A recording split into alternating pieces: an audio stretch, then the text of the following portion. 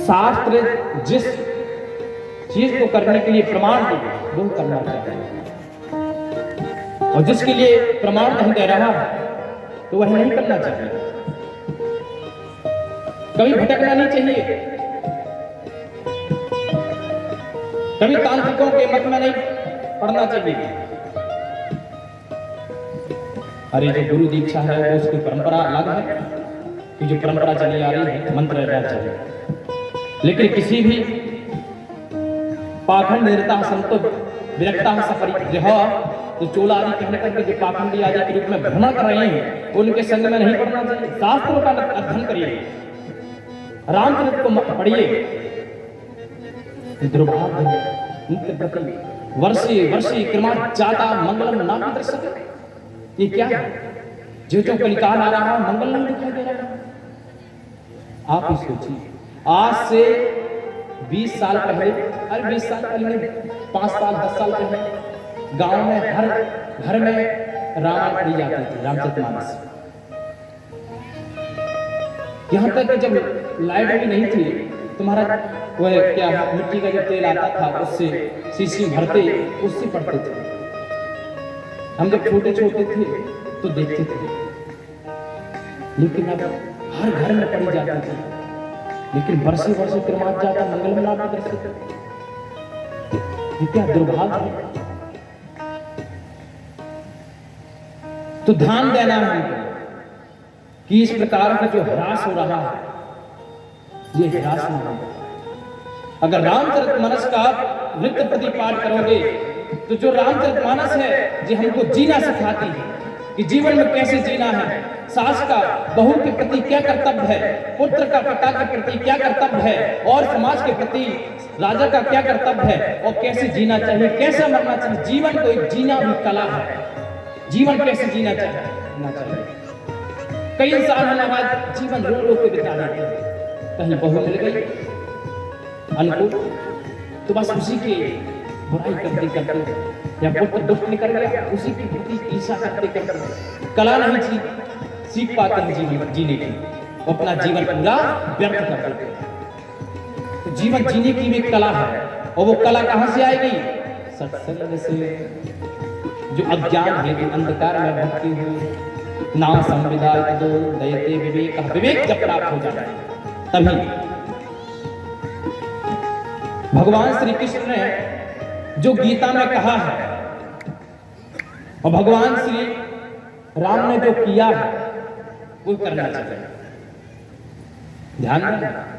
कई लोग होते हैं कहते हैं कि महाराज भगवान ने इतनी गोपियों को रखा, नृत्य किया, तो हम करें, बड़े करें तो लीला और छोटे करें तो पाप।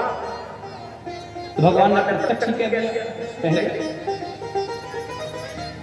मर्यादा पुरुषोत्तम भगवान श्री राघवेंद्र के रूप में भगवान इस धराधाम में आए और आकर के हमको जीवन जीने की कला दो। काट दो, फोन बज रहा है। कितनी कठिनाइयां चले। फोन बिगड़ रहा। तो उन्होंने जो अपने जीवन में कैसे कैसे स्थान में चले हैं वो हमको अपनाना चाहिए।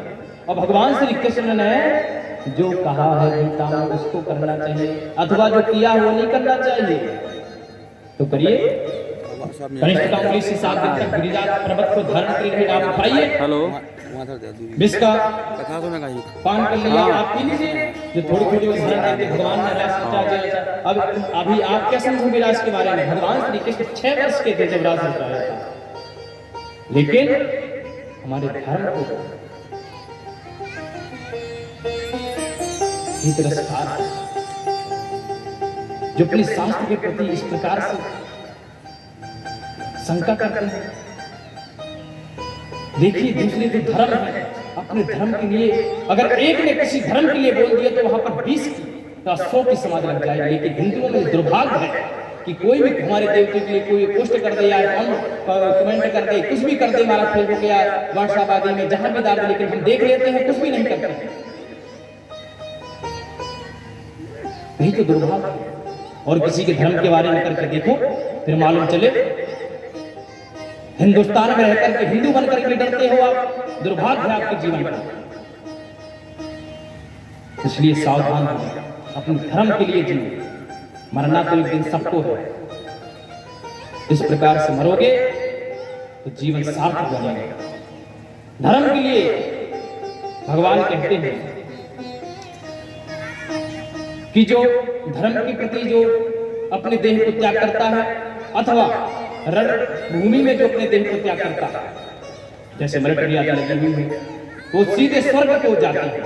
इसलिए अपने धर्म में कभी भी कोई भी बोले सामर्थ्य हो तो जिह्वा को भी काट ले, नहीं तो उसको प्राण दंड दे दे उसी समय। लेकिन भगवान श्री कृष्ण या भगवान श्री राम दुर्गा के प्रति किसी भी अपने सनातन हिंदू देवी देवताओं के प्रति कुछ नहीं सुनना चाहता। अगर सामर्थ्य नहीं है, शक्ति नहीं है, तो कानों में उंगली डाल करके वहां से चल जाए। गौघात समान शास्त्र हमको जीना सिखाते, लेकिन हम भटक गए। यही धर्म है। अगर एक ने ऐसा किया, 1 से 2, 2 से 10, 10 से 100, और पुनः हमारा सनातन धर्म सुरक्षित हो जाएगा, पुनः माताओं की रक्षा हो जाएगी, पुनः वीर पुत्रों की उत्पत्ति होगी, पुनः कोई भी टेढ़ी निगाह से हमको देख नहीं सकते, इतना तेज हो जाएगा।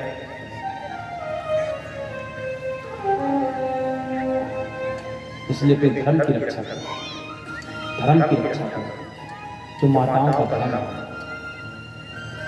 जो पुरुषों का धर्म है, जो क्षत्रियों का धर्म है, जो ब्राह्मण का धर्म है, जो वैश्यों का धर्म है, जो शूद्रों का धर्म है, ये जो चारों वर्ण हैं हिंदू में, अपने अपने धर्म का पालन करना चाहिए। और अपने धर्म में कहीं बाधा आए तो उस बाधा करने वाले का भी सिर काट देना चाहिए। जय हो।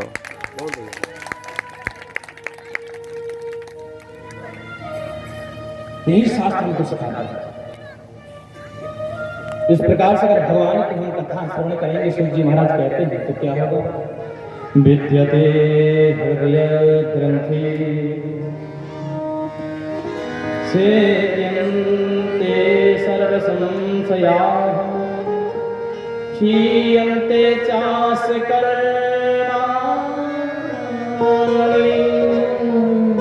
दृष्टं आत्मनीश्वरे। जो हृदय में जो गांठ लगी हुई है, विद्यते हृदय ग्रंथि, वह गांठ छिद्यन्ते सर्व संशयः। भगवान की कथाओं को श्रवण करेंगे, भगवान की लीलाओं का ध्यान करेंगे। अरे महाराज, आप कहेंगे पुराने जमाने की कथाएं क्या है? अरे वैज्ञानिक दृष्टि से आप अपना लो, सिखा क्यों रखते हैं? शास्त्र क्या बोलता है, विज्ञान क्या बोलता है? दोनों में इस लाख गुना इसके फल है। कलावा क्यों बढ़ते हैं, इसकी भी फल देख लीजिए। विज्ञान अलग बोलेगा, वो अलग प्रश्न है, लेकिन फायदे दोनों में है। एक नहीं, 1000 गुना। जिन्हें को पहनते हैं, धोती को पहनते हैं, ये कोई बवंडर है या कोई ये दिखावा है? दिखावा नहीं है। शास्त्र को पढ़िए, इसको पहनने से क्या होता है। और वैज्ञानिकों से पूछिए जाकर के, जो आपके आधुनिक जो विज्ञान चल रहे हैं, तो वो भी बताएंगे, लाभ बताएंगे। अरे आप कह रहे हैं कि जो मोबाइल का आविष्कार हुआ, हवाई जहाज का आविष्कार हुआ, जो पहले ही हो चुका था।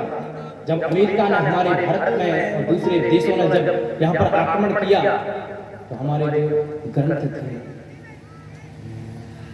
उन सभी को चुरा करके ले गए और नालंदा विश्वविद्यालय में आग लगा दी। लिखा कि 6 महीने तक वह ग्रंथ जले भारत में, जिसमें दिव्य दिव्य ग्रंथ थे वो भी जल करके राख हो गए, जो ऋषि मुनियों ने लिखे थे। लेकिन जो दवाइयां बनती हैं, जो वैज्ञानिक खोज करता है, ये क्या वैज्ञानिक खोज करता है? उसको स्वप्न होता है? या परमाणु कहीं से खोजते हैं, कहाँ कौन रोगन है, ये उनको स्वप्न होता है? ये कहाँ पर मिलता है? ये सब वेदों में लिखा है। इतनी योजन की दूरी पर यह बूटी मिलती है, इतने इस दक्षिण दिशा की ओर जाओगे तो ये रोगन मिलता है, यहाँ जाओगे यहाँ। तो विज्ञानियों को बताता नहीं कि यहाँ पर अग्निबाण आदि नाम अमुक अमुक है, लेकिन ऐसा नहीं है। वेदों में सब लिखा है।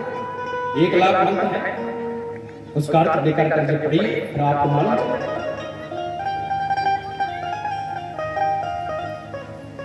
मोबाइल का आविष्कार जो हुआ, हमारा देश जो पीछे हो गया, तो दूसरे देश हमारे यहाँ से लेकर जब भगवान श्री कृष्ण ने अर्जुन को गीता सुनाई, तो वहां पर जब धृतराष्ट्र आदित्य संजय गीता का उपदेश कर रहे थे तो क्या वहां अनुवाद से कॉन्ट्रैक्ट हो रहा था क्या कि वहां से अनुवाद चल रहा था? वही तरंगों की खोज करके जो विज्ञान ने जो आविष्कार आदि किया, उपयोग किया, वही जो विमान बने, हवाई जहाज आदि, ये भी सब कि कैसे क्या है सब वेदों में लिखा था। जो पुष्पक विमान था जो इच्छा के अनुसार चलता था, उसमें क्या कौन कौन से यंत्र लगे हुए थे। जो कुबेर का था, जो रावण का सौतेला भाई था, एक पिता की संतान थी, उसे छुड़ा लिया, उसी की खोज से एक विमान बना। लेकिन हम समझते नहीं हैं और यहाँ पर भटकाने पर आ जाते हैं। इसलिए हमारा जो शास्त्र है, हमारे जो ग्रंथ हैं, वो दबते चले जा रहे हैं। वर्षे वर्षे वर्ष में हमारा धस रहे हैं, मालूम नहीं चल रहा। इसलिए सोचिए, मनन करिए, चिंतन करिए, जब आपको उसके बारे में मालूम चले। भटकिए मत, ज्यादा से ज्यादा भगवान की कथा श्रवण करिए। कथा श्रवण करने में मन नहीं लगता है, भगवान का नाम लेने में मन नहीं लगता है। सुखदेव जी महाराज परीक्षित से कहते हैं कि राजा, जिस प्रकार से बंजर भूमि में बीज रोपण नहीं होता है, उसी प्रकार से कलिकाल में भगवान का भक्त का नाम जो लेता है, और लेकिन जो कलुषित बुद्धि वाले जीव हो गए हैं, वो नाम भी नहीं लेना चाहती है। जीव केवल नाम लेना, फिर भी नाम नहीं लेना। इसलिए नाम जबरदस्त लेना, कथाओं को एक बार नहीं 12 बार सुनना। मुँह रहो, कल के प्रसंग में सुना, मुँह रहो 12 बार, रसतः भुवि भावुकाः, भावुक होकर के 12 बार सुनोगे। अभी भी प्रसंग में सुना है, श्रवण करोगे तो विद्यते हृदय ग्रंथि सिद्धंति सर्व संशय, सभी संशय दूर हो जाएंगे। इस प्रकार से भगवान के प्रति भक्ति। अब सूर्य महाराज शंकर ऋषियों को महाराज सज्जनों, भगवान के 24 अवतारों का जो भागवत में वर्णन आया है, उसके बारे में बताते हैं कि जिसके बारे में सबसे लोग आदि जिनका ध्यान करते हैं, जो भगवान ने सनक सनंदन सनातन सनत कुमार के रूप में जो पहला जन्म लिया और जिन्होंने ब्रह्मचर्य आदि के रूप में सिद्ध किया कि ब्रह्मचर्य किस प्रकार से किया जाता है। दूसरा, भगवान ने जो अवतार लिया बाधाई के रूप में, जिसमें हिरण्याक्ष का वध करके पृथ्वी को रसातल में गई हुई थी, उसको महाराज पुनः जल में स्थापित किया और सृष्टि आदि के लिए इसमें सैन्य आदि को आदेश दिया। और जो तीसरा, इन्होंने भगवान ने अवतार लिया, ध्यान से सुनना, देवर से नरक के रूप में लिया, जो ब्रह्मा जी के पुत्र रूप में बने, ये भी नारायण जी का अवतार भगवान नारायण, जिन्होंने ब्रह्मचार्य के नियमों का बतलाया, भगवान की